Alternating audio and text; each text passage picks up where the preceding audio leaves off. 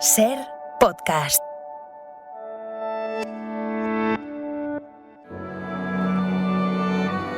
Bienvenidos a Sucedió una noche, un programa dedicado al mejor cine de todos los tiempos. I wanna hide from the sun, I wanna live in the dark, I wanna go to the movies. Nobody's waiting outside, but I feel alright, 'cause I'm here on my own. I can kiss Marion and Jane, I can sing in the rain, I can be Superman. I'll never come out again. Las estrellas míticas, los grandes directores, las películas inolvidables. Dirige y presenta Antonio Martínez. Saludos a todos y bienvenidos otra semana a Sucedió una noche. Aquí va un breve sumario del programa de hoy. Vamos a recordar a una gran actriz que fue mucho más que la protagonista de Psicosis. Ladies and gentlemen, Janet Leigh. Os contaremos a través del cine que hace 75 años nacía en la República Popular China. 1949. El ejército de Chiang Kai-shek está perdiendo la guerra. Los comunistas de Mao Zedong se apoderan de China. Y siguiendo con la historia, charlaremos con el director Guillermo Rojas sobre una película que acaba de estrenar sobre otro momento político importante, el intento de golpe de Estado del 23F. Por último, en Diligencia hacia el oeste, traemos un clásico que, como decía Christian Slater, en Amor a quemarropa, no tiene ningún Oscar. La mayoría de las que ganan un montón de Oscars no las soporto. Son todas una verdadera porquería de geriátrico. Mad Max es una buena película. El bueno, el feo y el malo es otra. Eso es, El bueno, el feo y el malo, de Sergio Leone.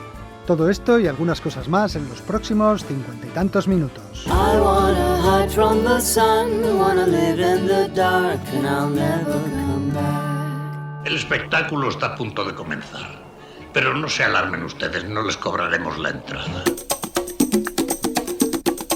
Lo que el cine nos dejó. Es tan difícil ser alguien que la gente no olvida. El aniversario que recordamos esta semana lo hemos encontrado el próximo jueves 3 de octubre. Ese día se van a cumplir 20 años del fallecimiento de la actriz Janet Leigh.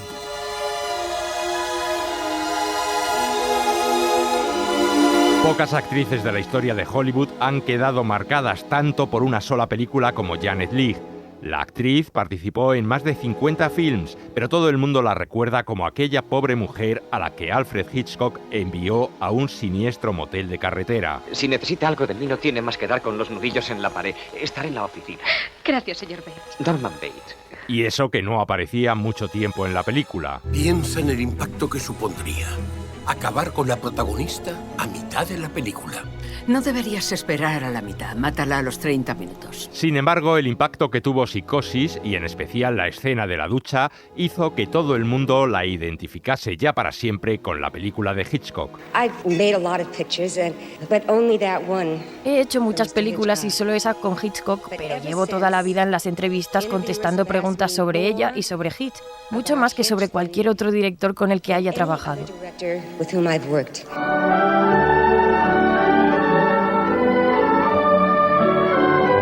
La forma en la que fue descubierta Janet Leigh forma parte de la leyenda de Hollywood. Tenía 18 años y su padre trabajaba como recepcionista en un hotel de montaña en una estación de esquí. Mi padre me había hecho una foto en la nieve y la tenía enmarcada en el mostrador de recepción. Un día llegó al hotel la actriz Norma Shearer acompañando a su marido, que era un gran esquiador, y se fijó en la foto. Le preguntó quién era y mi padre le contestó que era yo, su hija. Entonces Norma le pidió permiso para llevarse la foto y enseñarla en Hollywood, y mi padre dijo, adelante. Norma Shearer le enseñó la foto al responsable de Nuevos Talentos de la Metro y unas semanas después, Janet viajaba a Hollywood para firmar un contrato con el estudio. Le pregunté a Norma Shearer tiempo después, porque yo no la conocía de nada, por qué me había promocionado siendo yo una extraña para ella, y me dijo que no lo hizo para demostrar sus influencias o su poder, simplemente vio en mí algo especial y quiso comprobar si tenía razón. Unos meses después debutaba como actriz en un western junto a Van Johnson. A pesar de no tener ninguna formación previa como actriz, Janet demostró pronto una gran versatilidad. Tras el western vino un drama protagonizado por Deborah Kerr. luego una película de la saga de la perrita Lassie y, a continuación, un musical. Lo frustrante es que siempre había adorado los musicales y en mi cuarta película me llega un musical de la Metro, nada menos, pero en el que no tenía que cantar ni que bailar. El musical era Letra y música, en torno a la vida del compositor Richard Rodgers, y no es extraño que no la dejaran cantar ni bailar, ya que en él aparecían estrellas mucho más preparadas para ello, como Gene Kelly, Judy Garland, Mickey Rooney o Lina Horne. Pero el primer gran éxito de la carrera de Janet Leigh llegaría en 1949. Somos papá, mamá y las 4. Janet Leigh era la mayor de las 4 hermanas protagonistas de Mujercitas, en la versión que dirigió Mervyn LeRoy. No seas ordinaria, Joe, y no silbes. Pareces un chico, por eso lo hago. Otra de sus mejores películas en estos primeros años de carrera fue el western Colorado Gin, al lado de James Stewart. ¿Has estado en vela por mí? Sí. ¿Por qué? Alguien tenía que cuidarlo, deliraba, no les dejaba dormir. ¿Por qué ese interés? No lo tengo. Lo haría por un perro si lo viera padecer. Gracias. No me las dejo. ¿De qué hablaba en mi delirio? Me confundía con una que se llama Mary. Parecía que había perdido el juicio. Yo no me parezco a esa ni por asomo. La película de espadachines Scaramouche marcó el inicio, en los años 50, de una serie de películas de aventuras en las que Janet interpretaba a la enamorada del héroe. No quieres desearme suerte. Loco, vas hacia la muerte. Reza pues por mí. Aventuras medievales como El Príncipe Valiente, Coraza Negra o Los Vikingos, junto a Kirk Douglas. Ayela os matará por esto. Ayela, sería una pena devolverte a él. Sé que daría todos sus tesoros por recuperarte, pero te guardaré para mí. Por Odín, será una magnífica reina vikinga. ¡Apartaos de mí! Primero un besito de bienvenida. ¡Dejadme! En Los Vikingos y en Coraza Negra, Janet también compartía reparto con Tony Curtis, con el que se había casado en 1951. Te amo desde el momento en que te vi. Te amaba incluso antes. Esas son fantasías de Kitala. Pues según contaba el actor, parece ser que era cierto. Tenía un tipo fantástico y todo el mundo quería estar con ella. Me puse celoso y entonces pensé, ¿cómo? ¿Qué estáis haciendo? Yo seré quien la consiga, soy el mejor chico del mundo y la voy a conseguir. Y efectivamente, Janet y Tony se casaron, convirtiéndose en la pareja de moda de aquellos años en Hollywood. Sus rostros felices aparecían en las portadas de todas las revistas y en los noticiarios cinematográficos. Tony Curtis and Janet Leigh, the popular Mr. and Mrs. team from Hollywood, greeted by their fans. Y no solo en la vida real, al público le encantaba verlos juntos también en la pantalla. Janet Leigh y Tony Curtis han venido aquí para el Festival del Cine. Quiero que hagan un papelito en mi película. La pareja rodó juntas 6 películas. Una de las que tuvo más éxito fue El Gran Houdini, con Tony interpretando al famoso escapista y Janet a su esposa. ¿Es preciso que te juegues la vida en cada actuación? Porque es lo único que causará verdadera sensación en el público. ¿Por qué crees que duermen en la ópera y en las corridas de toros están despiertos? Porque hay un hombre jugándose la vida constantemente en el ruedo. Yo tengo que hacer lo mismo o no hacer nada. Otro de los hitos de la carrera de Janet Leigh fue Sed de Mal, la película de Orson Welles en la que la actriz hacía de esposa del policía mexicano Charlton Heston. Mike, ¿te das cuenta de que es la primera vez que estamos juntos en mi país? ¿Y tú te das cuenta de que hace más de una hora que no te beso?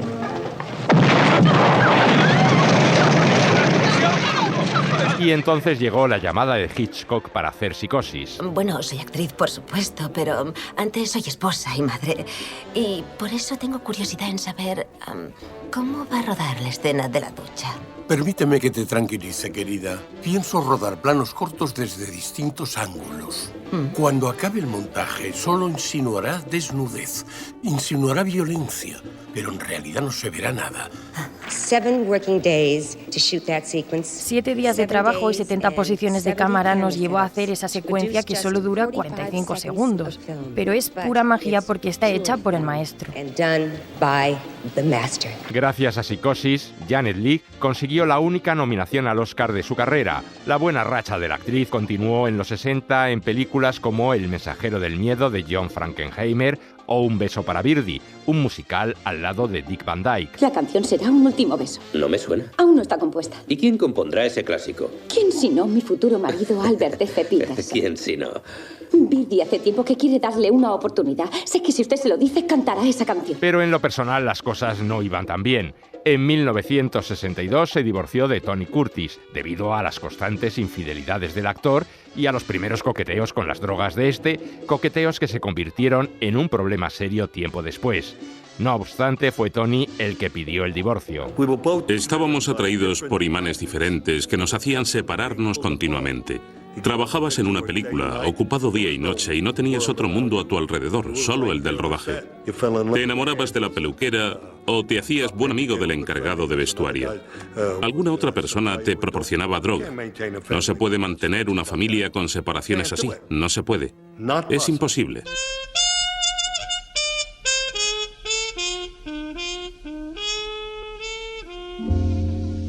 A partir de finales de los años 60 comenzó el declive profesional de Janet Leigh. Harper, investigador privado, en la que hacía el papel de esposa de Paul Newman, fue el último éxito cinematográfico de su carrera. Vete, Lou. Te necesito. Ahora sí, pero ¿y después? También. No, sal por ti mismo de la estúpida situación en que te hayas metido, Lou. Quiero que te vayas. No lo quieres. Sí, vete. Entrándome así. ¿Qué deseas de mí? Una palabra amable. ¿Qué más?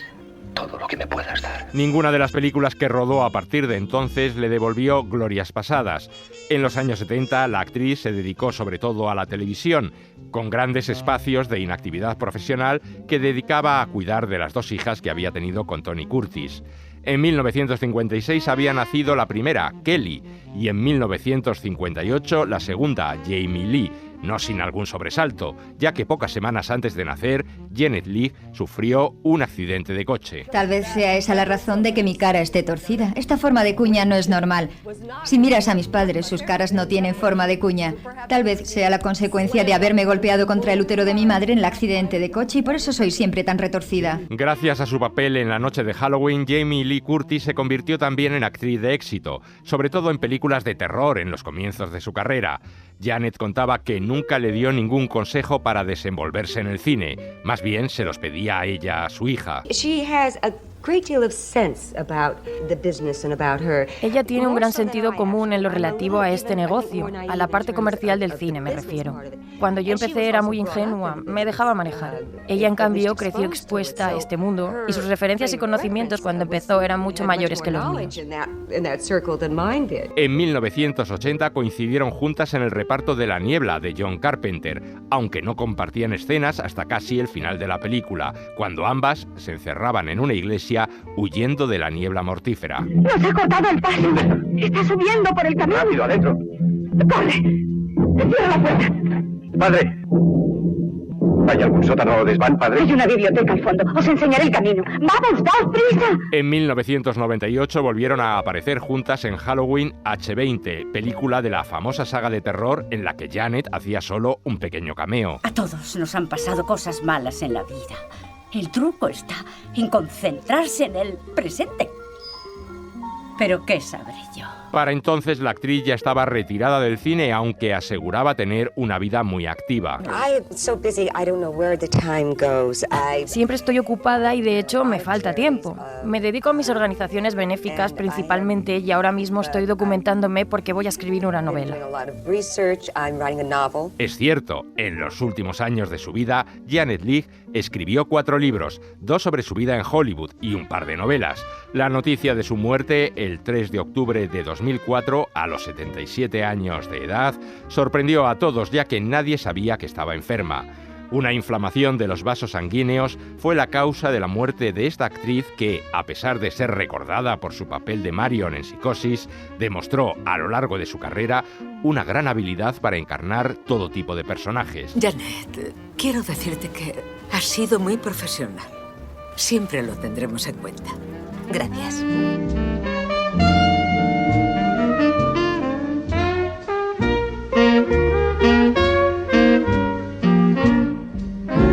Cambiamos de asunto porque ya tenemos listas las películas de nuestro juego de esta semana. Son estas. He hecho una ojeada. Son mis insignias de explorador intrépido. Me falta una, si se fija bien. Es la insignia de ayuda a los mayores.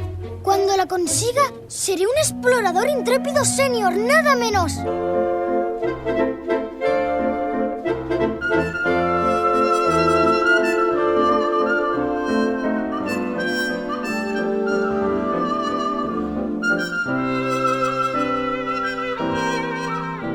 Si cumple los requisitos, será un placer acomodarle.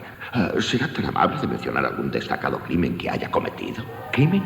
Temo no poder citar ninguno, aunque no me importa confesar que mi vida ha sido una constante fechoría. Señor Van Cleef, un pasaporte al infierno no se expide tan solo con generalidades.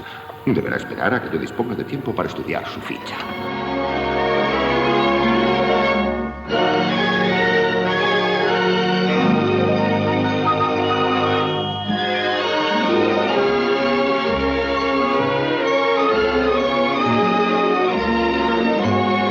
Buenos días, primita. ¿Qué estás haciendo aquí? Pero es que no lo ves, tonto. Cogiendo fresas. ¿Y quién es el feliz mortal que va a saborear esas fresas, cogidas tan de mañana por una chica tan joven y tan guapa? Va. Sabes muy bien que hoy es el santo del tío Aaron. Se me olvidó comprarle un regalo y así podré quedar bien si le ofrezco una cestilla de fresas. Te voy a ayudar.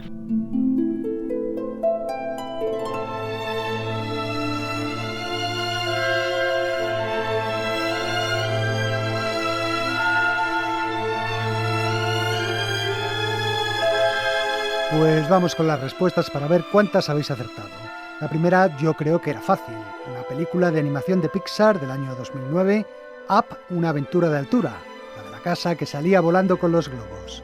Tras el diálogo sonaba la bonita música que Michael Giacchino compuso para el film. Las dos siguientes eran más cinéfilas. Don Ameche intentaba entrar en el infierno custodiado por un satanás al que daba vida el orondo Leir Krieger. Se trata de una comedia de Lubitsch del año 1943 titulada El diablo dijo no, con banda sonora de Alfred Newman.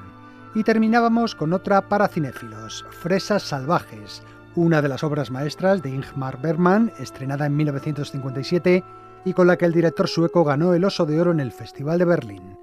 La música de Fresas salvajes era de Erik Nordgren, el compositor habitual de las películas de Bergman.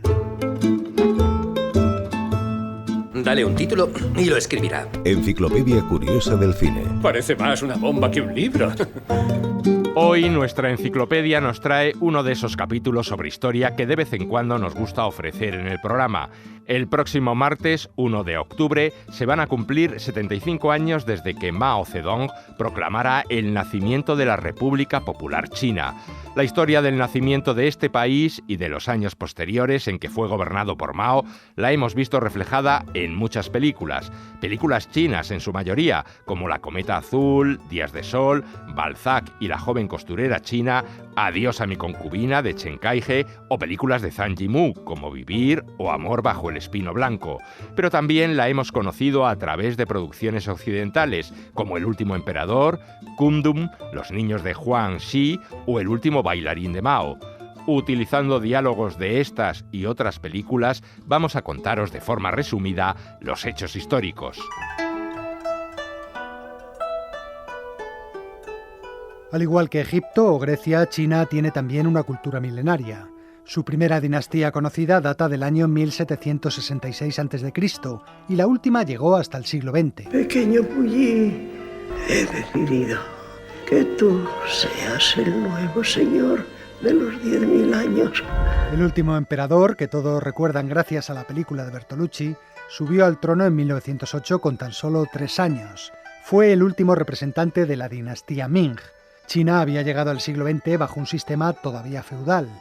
El descontento y la pobreza eran pues el caldo de cultivo ideal para una revuelta, y solo 3 años después, en 1911, el republicano Sun Yat-sen destronaba al emperador que quedaba confinado en la ciudad prohibida. Gran tutor, ¿todavía soy el emperador? Siempre seréis el emperador dentro de la ciudad prohibida, pero no fuera. Fuera, China es ahora una república con un presidente. Sun Yat-sen fue nombrado nuevo presidente de la República China, pero... Al cabo de unos años, la República China estaba tan corrompida como el viejo imperio. Rápidamente cayó en manos de generales ambiciosos y burócratas corruptos. Los años siguientes son años de luchas internas por el poder y caos generalizado en todo el país. No, tío, no, por Dios. Esto no es más que un revoltijo de bandidos, chusma, tiranos, violaciones, pillaje y caos. Por fin, a mediados de los años 20, el Kuomintang, o Partido Nacionalista Chino, consigue imponer el orden. Nosotros somos republicanos, no bandidos. El orden debe ser mantenido en toda la ciudad.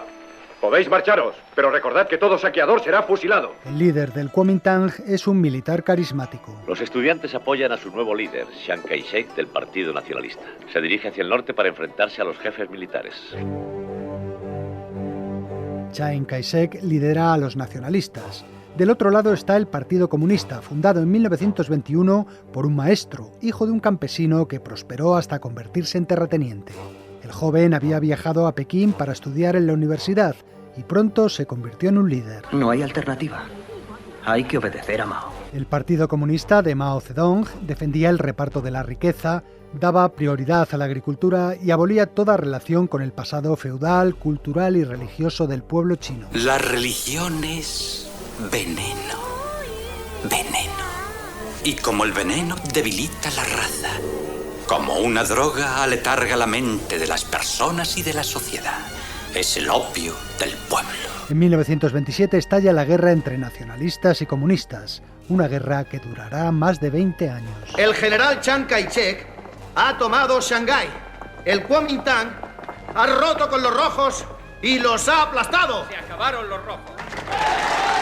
En los primeros años, el ejército nacionalista reprime con éxito a las tropas comunistas. En 1934, Mao y sus seguidores inician la llamada Larga Marcha, una diáspora de más de 10.000 kilómetros para reunirse con los campesinos del norte que les apoyan y donde establecerán una república soviética anticapitalista. Somos campesinos. No nos dejaremos corromper por un sucio pollo de los burgueses. Sin embargo, en 1937 ocurre algo inesperado. ¡Desgracia! ¡Los japoneses! ¡Los japoneses han entrado en la ciudad! ¡Han entrado en la ciudad!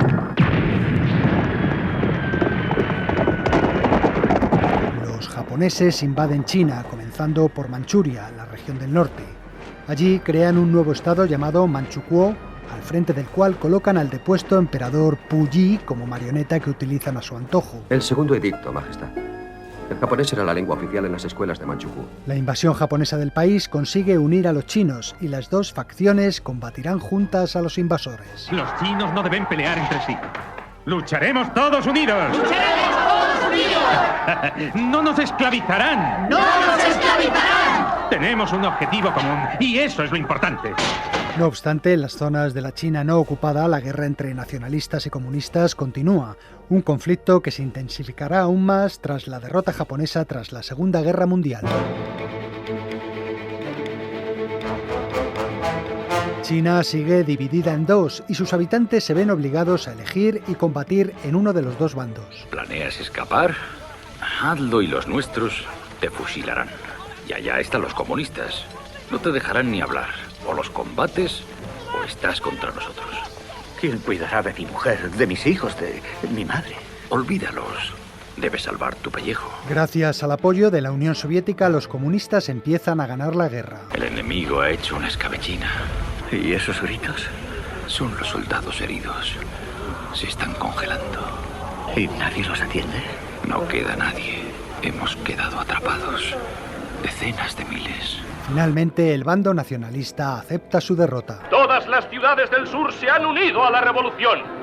Pronto toda China será libre. El 1 de octubre de 1949, Mao Zedong proclama la República Popular China desde la Puerta de la Paz Celestial en Pekín. Chiang Kai-shek y 2 millones de sus partidarios huyen a la isla de Formosa. Los comunistas ganarán. Nunca volveremos. Allí establecerán la República China, hoy conocida como Taiwán, con Shek como dictador al frente.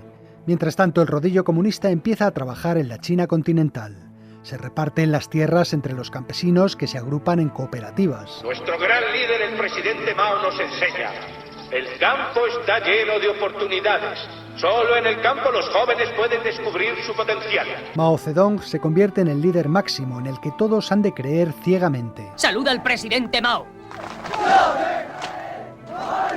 ¡Confiesa tus crímenes! No tengo nada que confesar. ¡Saluda! Y rápidamente comienzan las purgas. ¿Por qué crees que estás aquí? 981. Se me acusa de traidor, colaboracionista y contrarrevolucionario. ¡No es una acusación! ¡Eres un traidor, un colaboracionista y un contrarrevolucionario! Se persigue a todos los opositores y a aquellos que por su pasado o ideas incomodan al régimen. Resumiendo, el contrarrevolucionario Joan Shiking ha estado siempre en contra del pueblo y del partido. Ha puesto en peligro a su país y es culpable de gravísimos crímenes. Hay que ejecutarlo para que se calme la cólera del pueblo. Cientos de miles de personas son ejecutadas o, en el mejor de los casos, encarceladas. ¿Tu padre sigue en la cárcel política? Sí, llevamos meses sin noticias suyas. En 1950, China firma un tratado de amistad con la Unión Soviética y, animada por esta, comienza una política expansionista. Un año después se anexiona el Tíbet. Esta semana ha comenzado la liberación pacífica del Tíbet. Miembros del Ejército Popular de Liberación han entrado en aquella región occidental de China atendiendo a las súplicas de una minoría tibetana. La zona ha sido durante mucho tiempo una plaza fuerte de los imperialistas y el pueblo tibetano ha vivido en un reino feudal bajo la tiranía del Dalai Lama. Mientras tanto, en el país, una palabra suena por todas partes: reeducación. Usted ha vuelto justo a tiempo para ver el juicio del señor Long. Únase a nosotros y reedúquese. Eso le conviene. Con la reeducación a través del trabajo se intenta adoctrinar y convencer para la causa comunista a aquellos que todavía no lo están. El presidente Mao os ha enviado para que seáis reeducados, no para daros comilonas reaccionarias. En estas montañas deberéis trabajar muy duro si queréis comer tortas de maíz y repollo. El mismo emperador Puyi, que acabaría sus días convertido en un anónimo jardinero, fue sometido a este proceso. El criminal de guerra Aisin Gyoro Puyi ha cumplido 10 años de prisión. Gracias a la reeducación por el trabajo y a la formación ideológica recibida durante este tiempo, se halla auténticamente reformado. En lo económico se copia el modelo soviético. En 1958 se lanza el llamado Gran Salto Adelante, con el que se intenta conseguir el equilibrio entre el desarrollo industrial y la agricultura. Director Lee, me gustaría encontrar un trabajo. Mi madre está enferma y tenemos dificultades. Estás muy delgada, Jean. Será difícil encontrarte un trabajo. No podrás trabajar duro. Nuestro gran líder, el presidente Mao, nos enseña a no temer a la adversidad ni a la muerte. Bien dicho. Pero el Gran Salto Adelante resulta un fracaso. Disminuye la producción y se producen fuertes hambrunas que matan a millones de chinos. El gobierno decide volver entonces al comunismo de base agraria y las primeras voces críticas contra Mao empiezan a escucharse. Basta de tonterías. ¿Crees que soy idiota? No me engañarás. Los intelectuales sabéis muy bien hablar con engaño. Para callar esas críticas, el gobierno dirige ahora sus ataques contra los intelectuales, invitando a la gente a denunciar lo que llaman desviaciones ideológicas de sus compatriotas. Nací en una familia de intelectuales reaccionarios. Mi padre es un criticado escritor y mi madre una poetisa. En los 6 meses que llevo aquí para reeducarme, he aprendido a sembrar y a labrar. Intelectuales, estudiantes y profesionales son enviados al campo a aprender de los campesinos. Se trata de una nueva fase de la revolución. La nueva fase del socialismo que comienza hoy, 8 de agosto de 1966, debe ser bautizada para nosotros y para la historia como la gran revolución cultural proletaria china. El objetivo que nos hemos marcado en este comité es que esta gran revolución debe llegar a lo más hondo del alma del pueblo y hasta el último rincón. En 1966 también se publica el Libro Rojo, una recopilación de citas de Mao que sintetizan su pensamiento. El presidente Mao nos enseña calor en primavera, fresco en otoño. ¿Es una cita del Libro Rojo? El libro se extiende entre las masas chinas y se convierte en un auténtico bestseller para los comunistas de todo el mundo. Esos guardias rojos, a los que admiras, llevan todos el mismo libro. Y cantan las mismas canciones y repiten como loros las mismas consignas. En esa gran película épica, todos ellos son extras. Da miedo, me pone la piel de gallina. En los primeros años, la República Popular China solo fue reconocida por los países socialistas y algunos, como Reino Unido o Portugal, que tenían intereses comerciales allí. El resto no reconocía al nuevo Estado. Todo eso cambia en 1972, cuando el presidente norteamericano Richard Nixon visita China y establece relaciones comerciales entre los dos países. Sus escritos han cambiado el mundo, señor presidente. Una mierda. Mis escritos no significan nada. Quiero conocer su secreto. ¿Mi secreto, señor presidente?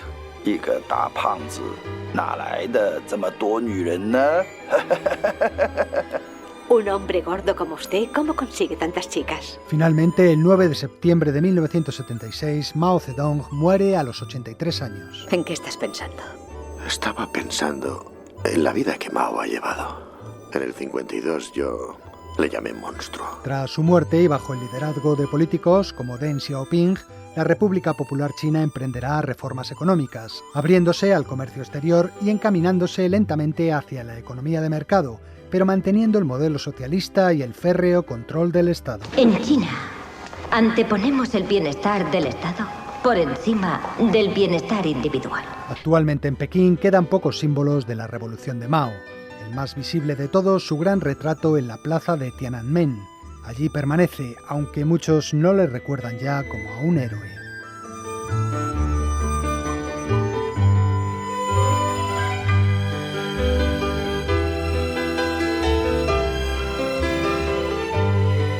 Sucedió una noche. El cine clásico en la SER. Si ese avión despega y tú no estás a su lado, te arrepentirás. Tal vez no hoy ni mañana, pero sí muy pronto y para el resto de tu vida. El cine de su vida. Es de Casablanca. Toda mi vida he estado esperando decirlo. Hoy charlamos con el productor y director Guillermo Rojas, que acaba de estrenar la película Solos en la noche, un film que transcurre durante el intento de golpe de Estado que tuvo lugar el 23 de febrero de 1981. Con esta película, Guillermo Rojas ha querido homenajear a la generación de sus padres y recrear los años de la transición, una época que el cine español ha reflejado en algunas películas y series de televisión. He soñado que volvía a verte, la ciudad dormida, tu mirada alegre. Cuando empecé a escribir el guión en serio fue hace más de 12 años, era otro contexto sociopolítico completamente diferente. Y es curioso cuando la película por fin la estrenamos, ¿no? y la hacemos pública, llega en un momento como de mucha crispación política, ¿no? Y a veces uno no hace las películas pensando en que pueden dialogar con el presente de una forma más directa, ¿no? Pero de repente se da la situación y creo que llega en un momento como muy adecuado. Perdón, es que han entrado en el Congreso, en el hemiciclo, durante la investidura del presidente. ¿Qué? Que hay tropas en el Congreso. Entra en estos momentos en el Congreso de los Diputados. Hace, creo que fue dos años, que teníamos ya la financiación cerrada, estábamos planteando el inicio del rodaje, o ya como preparando el calendario, y fue cuando se produjo el asalto al Congreso del Capitolio en Estados Unidos. Y fíjate, ¿no? Algo que podía parecer como ya completamente de modé, ¿no? De otra época, de repente en Estados Unidos pasaba eso, ¿no? O sea que yo creo que la historia nos recuerda que siempre es cíclica, que las cosas van y vienen, que no tenemos todas las libertades conseguidas para siempre, ¿no? Y creo que puede ser un contexto muy vigente, pese a que no sea algo habitual, ¿no? Hablar del 23F ahora. Al vent, la cara al vent, el cor al vent, les mans al vent, els ulls al vent, al vent del món. Yo creo que está dedicada a los padres de toda una generación, de esa gente que cuando llega la democracia son jóvenes, ¿no? Y abrazan la democracia pues con alegría porque tienen muchas ganas de disfrutar, de celebrar, de sentir esa libertad que durante tanto tiempo habían tenido mermada. Y en concreto también está dedicado a mis padres porque, claro, la película cuenta o parte de hechos que mis padres vivieron. O sea, mi padre tenía un despacho de abogados laboralista en el 81 y mi padre junto con sus amigos pues cogió los bártulos y se refugiaron en una casa. Date prisa, hay que cogerlo más comprometido. ¿No? ¿Os vais? Sí, y tú deberías hacer lo mismo. Recoges tus cosas y quédate en tu casa. Quédate ahí hasta que tengamos más noticias, lo que está haciendo todo el mundo. Porque tenían miedo a posibles represalias políticas si el golpe triunfaba, ¿no? Entonces de esa premisa o de ese punto de partida, pues yo monto toda una trama que más que una crónica fidedigna del golpe y de lo que pasó, es más bien un recuerdo sentimental de lo que a mí me contaron y cómo yo fabulo y a partir de ahí me invento una historia. Pero ¿no es mejor quedarnos aquí hasta que sepamos qué pasa y estar todos juntos? No, el despacho ya no es seguro, no desde la matanza de Atocha. Hay que irse. ¿Cómo qué quiere decir? ¿Que pueden venir aquí alguien a matarnos a nosotros? Paco, están llamando por teléfono y cuelgan y no dicen nada. ¿Tú qué crees? Sí, y eso sí que estaba como en el germen de la historia. Sí que quería hablar como de esas personas anónimas, de esos españoles un poquito que no salían en las primeras crónicas del golpe. ¡Quieto todo el mundo! En el proceso de documentación pude hablar con mucha gente, ¿no? Que más que cuando tú le sacabas el tema y le contabas un poquito de lo que querías hacer, ¿no? Lo que querías contar, mucha gente compartía su experiencia y decía, pues yo recuerdo que el 23F estaba no sé dónde, o yo recuerdo no sé cuánto. No todo el mundo lo vivió con miedo a que pudieran tener represalias contra ellos, pero sí que había como una cosa de angustia, ¿no? Y de generalizada, de incertidumbre, ¿no? De hacia dónde podía llegar el país. Al parecer, el teniente coronel Tejero podría estar esperando en estos momentos la llegada de una autoridad militar competente para asumir el mando de las operaciones sin que haya trascendido la persona. Esto es desesperante, hombre. Nos queda más que esperar a ver qué pasa. Y esa sensación global de gente que cuando parecía que la cosa podía tranquilizarse y normalizarse en el país, esa cosa de estar siempre como de paso, ¿no? Me parecía que esa sensación sí que la quería imprimir en el espíritu un poco de la película. Juventud divino tesoro. Y dale con Rubén Darío. ¿Por qué no Miguel Hernández, Alberti, Machado, genios de la poesía militante? Rubén Darío es de derecha. Tienen amantes, sí que de derecha. Tenía muy claro que quería meter como pequeños guiños personales o pequeñas cosas que eran importantes para mí. Y siempre defendemos el valor de la poesía en la sociedad actual, es también el valor del discurso tranquilo y lento, ¿no? Oye, a mí todo esto me está poniendo un poco mala, la verdad. Ojalá pasara como en Portugal. ¿Qué pasó en Portugal? Pues mira, Marisol, que hubo un golpe de estado militar, pero al final los soldados se rebelaron contra sus mandos y se pusieron de parte del pueblo. Y mandaron al carajo la tiranía. Como aquí. Pero al revés. Que es algo que también está impreso en la película. Esta es una película muy de diálogos y aunque después tiene como un ritmo más frenético, pero en principio yo me quería fijar mucho en lo que es en la literatura o en el temple de cierto cine latinoamericano. Por ejemplo, Campanella siempre lo tuve muy presente. Esa mezcla que tiene de ternura, de sentimientos, de compromiso, de reflejo también sociopolítico de una época, ¿no? Y quería un poco empaparme de ese espíritu. Y claro, la poesía está muy, muy vinculado a todo eso. Hace tiempo era un niño buen cazador de nubes,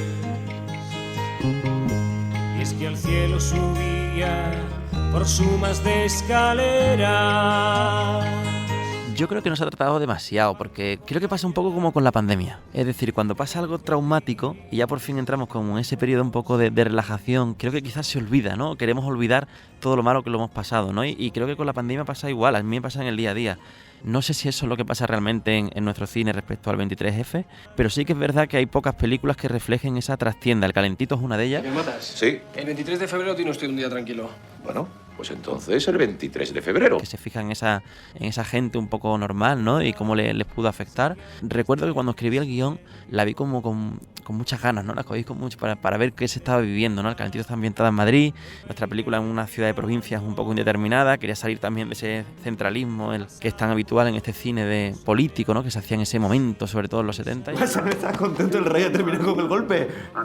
No me fío un pelo del trepa este. ¿Quién te dice a ti que no está conchado con los golpistas y que al final cambia de tercio? Este es un jeta, que lo que busca es legitimarse, pegarse aquí reinando los próximos 40 años. Muy bonito ser parte de un colectivo que nacimos un poco de la mano, ¿no? O sea, uno de los coproductores de esta película es Olmo Figueredo y estudió conmigo en la facultad, por ejemplo, ¿no? Entonces, ver todo el proceso común, ¿no? El que estamos como evolucionando como personas, pero también como cineastas, es muy bonito. Y también después hay gente que está haciendo cosas nuevas que me parecen muy frescas. Y un ejemplo, por ejemplo, es Te estoy llamando locamente, una película del año pasado y que creo que cuando yo la vi me dio mucha alegría porque tenía como muchas circunstancias comunes, ¿no? Con mi película.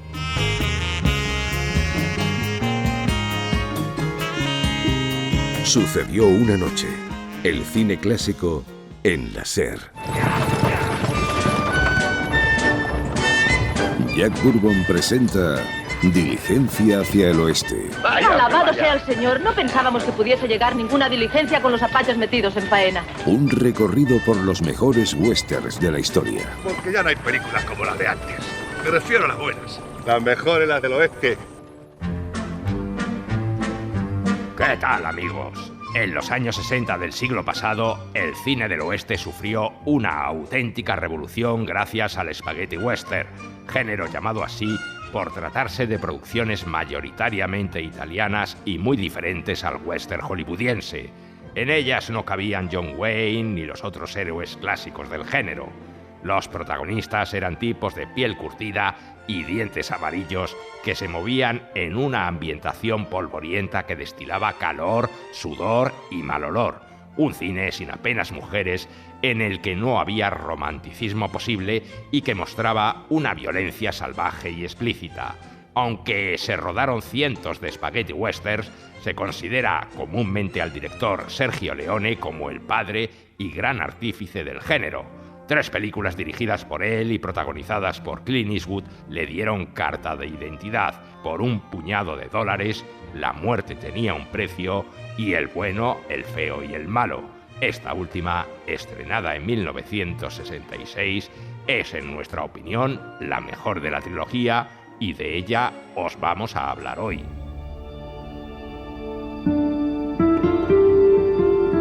La trilogía del dólar es el nombre que reciben estas 3 películas y se llama así porque el dinero es lo que motiva a los personajes de cada una de las historias. Si yo supiera que llegaba mi última hora, diría dónde están los dólares. Lo diría palabra. Una vez muerto, ¿de qué sirve el dinero? Y dímelo, y yo te juro que apenas eche mano a los $200.000, honraré tu memoria.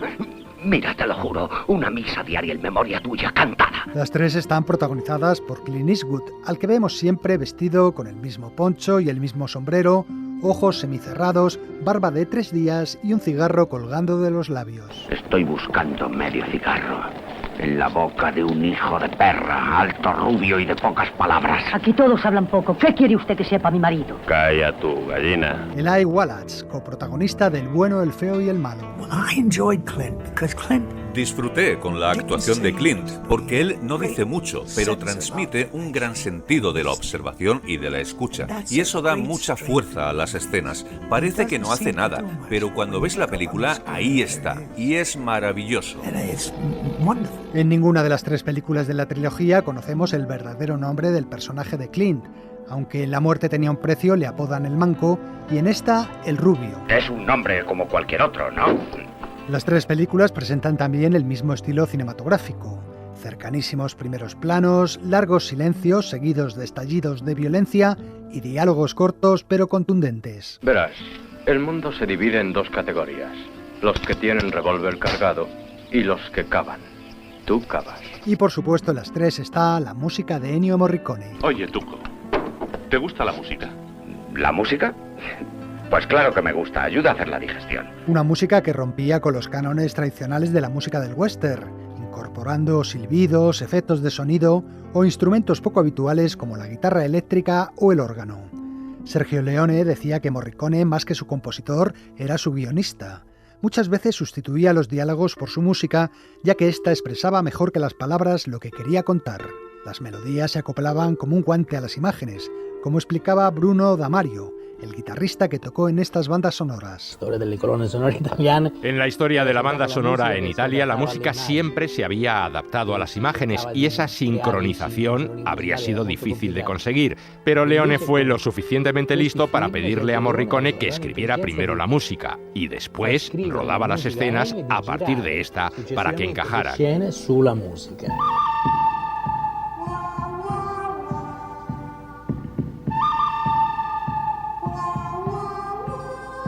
Técnicamente, El bueno, el feo y el malo podría considerarse una precuela de Por un puñado de dólares y La muerte tenía un precio, ya que se desarrolla temporalmente antes, durante la Guerra Civil Norteamericana. Esta mañana he oído decir a uno que el coronel Kenby con sus voluntarios del Colorado se encuentran a menos de 5 millas de aquí. Por eso huyen todos. Estos no quieren saber nada más de la guerra. Además, hacia el final de la película vemos como el rubio encuentra a los pies de un soldado muerto el famoso poncho que llevará a partir de entonces. Eastwood, como decíamos, es el protagonista. Lee Van Cleef también había aparecido en La muerte tenía un precio, y aquí se les une Eli Wallach, en el papel del bandido mexicano Tuco. Clint Eastwood.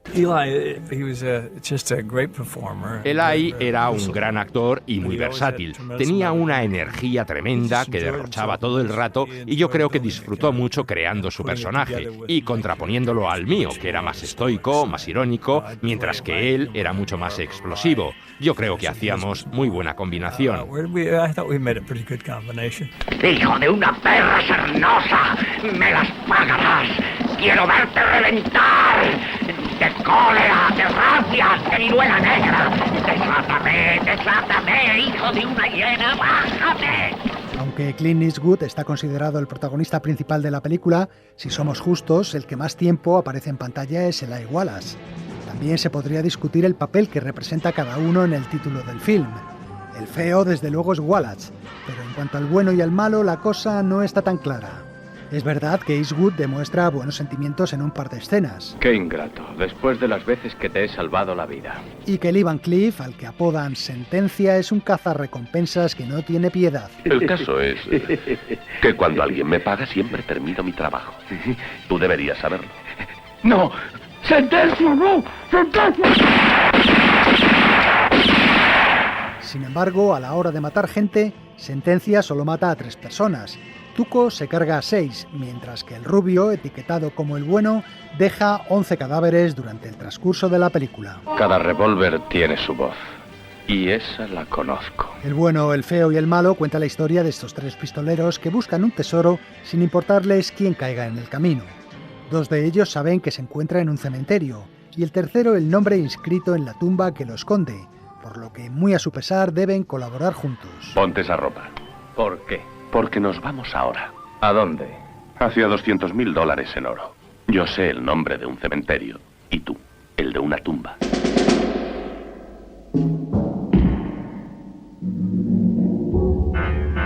Como ocurrió con las otras 2 películas de la trilogía, la mayor parte del rodaje tuvo lugar en España.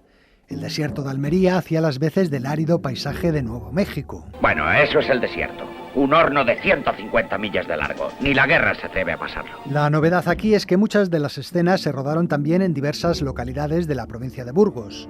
Fue un empresario que tenía negocios en la zona el que envió a Leone distintas imágenes de la serranía burgalesa y estas le parecieron ideales al director. Lugares de los municipios de San Pedro de Arlanza, Santo Domingo de Silos, Covarrubias y Carazo. Contaba Eli Wallace que cuando llegó a España con el rodaje ya iniciado, en el hotel donde se alojaban los actores ya no quedaban habitaciones, y hasta que lo solucionaron, Clint Eastwood se ofreció a compartir con él la suya. Sí, es una tranquilidad para un hombre como yo saber que llueva o truene, en alguna parte hay un plato de sopa caliente que te espera. Durmieron incluso en la misma cama, por lo que Wallace siempre alardeó en broma de haber sido el único hombre que se ha acostado con Clint Eastwood. Eli y yo éramos los únicos que hablábamos inglés. Ni el conserje del hotel, ni los camareros, nadie. Era un pequeño hotel español y nos pasaban cosas como pedir un batido y que te trajeran una ensalada de patatas. Así que tuvimos que aprender lo básico pronto. Tampoco Sergio Leone hablaba inglés y Wallace se comunicaba con él en francés, mientras que Clint y Lee Van Cleef lo hacían por señas. En realidad el rodaje era una auténtica torre de Babel. En el set cada actor hablaba en su idioma. En un diálogo, por ejemplo, el otro actor se fijaba en tus labios y cuando dejabas de hablar, él decía su parte. Así aprendí a entender un poco de italiano, de francés, de español o alemán. En realidad no importaba mucho lo que dijéramos, aunque fueran cosas absurdas o ruidos, porque luego íbamos a ser doblados. Lo importante era que la imagen estuviera clara. Eli Wallace decía también que Sergio Leone apenas miraba el guión y que parecía tener toda la película en su cabeza diseñada plano a plano. Leone no dirigía mucho, tenía clarísimas las escenas en su cabeza, sabía cómo planificarlas y a la hora de filmar lo dejaba todo en manos de su operador, Tonino Deli Colli, un tipo bajito que era brillante con la cámara. El que dio algunos problemas fue Lee Van Cleef, debido a su afición a la bebida. El director lo solucionó haciendo traer de Estados Unidos a su mujer y a su hija. A partir de ese momento, su consumo de alcohol se limitó a 2 cervezas diarias. Lo que no aceptó el actor fue rodar una escena en la que tenía que abofetear a una prostituta. Soy yo quien pregunta. ¿Dónde ha ido? ¿Dónde está? ¿Dónde está? ¿Dónde? El actor decía que era incapaz de pegar a una mujer y tuvieron que rodar la escena con un doble. Los primeros planos que vemos son suyos, pero las tortas las da un especialista. En el rodaje participaron cientos de extras españoles y la producción contó también con la colaboración del ejército español, que Franco puso a su disposición. ¡Compañías! ¡Preparadas! ¡Compañía A! ¡Preparada! 1.500 soldados de reemplazo no solo hicieron de extras en la escena de la batalla en el puente entre yanquis y sudistas, sino que se encargaron también de construir ese mismo puente que cruzaba el río Arlanza. Rubio. No, los dólares están en la otra orilla del río. Pero mientras estén allí los confederados no hay nada que hacer. ¿Y si por casualidad se atreviera alguien a volar el puente? Sí. Entonces irían a matarse a otra parte. Los protagonistas decidían volarlo con dinamita, y era una de esas escenas que solo podían rodarse una vez. Agradecido por el trabajo que habían hecho los soldados españoles, Leone le concedió el honor de apretar el botón que activaba la detonación al capitán que los mandaba. Echa un trago, capitán. Y ten el oído alerta. Leone le daría la orden por unos walkie-talkies, pero al parecer una voz se metió en la frecuencia de radio y el capitán pulsó el botón antes de tiempo. El puente estalló por los aires cuando todavía ninguna cámara estaba filmando. Ese necio de capitán parece que esté buscando la bala apropiada. Leone estalló de cólera y el capitán, avergonzado, se comprometió a reconstruir el puente en tan solo 3 días, trabajando día y noche con sus hombres. Caeréis, soldados. Os marchitaréis bajo tierra. Pero el puente quedará en pie. Así lo hicieron y la escena pudo rodarse al fin.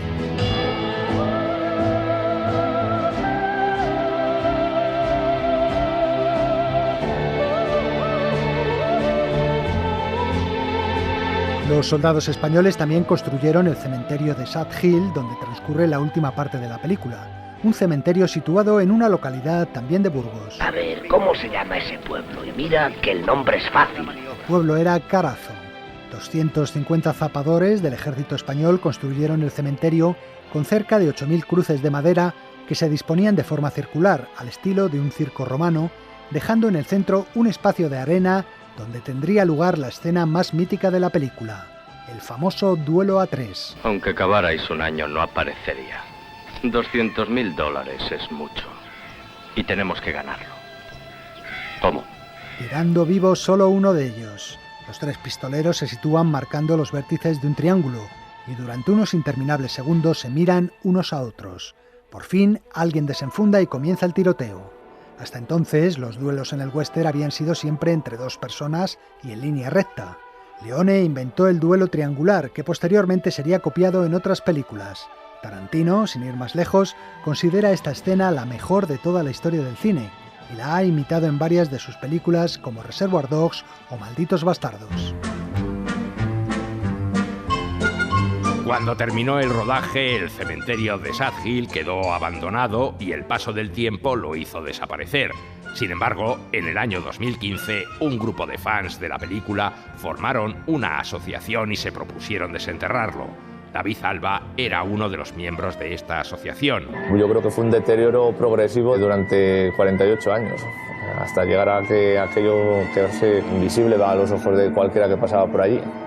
Así que decidimos que había que hacer el esfuerzo y volver a recuperar el cementerio. Voluntarios de todo el mundo llegaron a Carazo para cavar y volver a colocar las cruces. En ellas se inscribieron los nombres de actores, técnicos y extras que participaron en la película y también de aquellos que participaron en el crowdfunding que se organizó donando pequeñas cantidades de dinero para sacar adelante el proyecto. Todo esto lo podéis ver en un documental muy interesante titulado Desenterrando Sad Hill. En fin, amigos, hasta la semana que viene.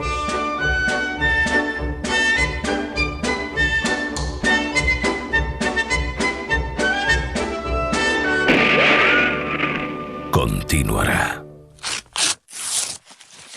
And the Oscar goes to... We are really honored to present the award for Best Song in a Motion Picture. Esta semana despedimos el programa con la canción que ganó el Oscar en el año 1973, The Morning After, de La aventura del Poseidón, la famosa película de catástrofes en la que una ola gigantesca colocaba boca abajo a un enorme transatlántico. El tema llegaría al número 1 en Estados Unidos en la voz de Maureen McGovern, pero en la película lo interpretaba el personaje de la actriz Carol Lynley, en la fiesta de Año Nuevo que se celebraba a bordo, justo antes del tsunami.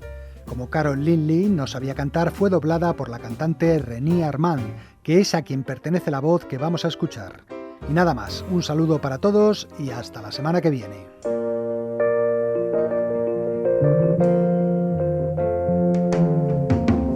There's got to be a morning after, if we can hold on through the night. We have a chance to find the sunshine. Let's keep on looking for the light. Oh, can't you see the morning after? It's waiting right outside the storm. Why don't we cross the bridge together and find a place that's safe and warm? It's not too late, we should be giving. Only with love can we climb. It's not too late, not while we're living. Let's put our hands out in time. There's got to be a morning after. We're moving closer to the shore. I know we'll be there by tomorrow, and we'll escape the darkness. We won't be searching anymore. We won't be searching anymore. We won't be searching anymore.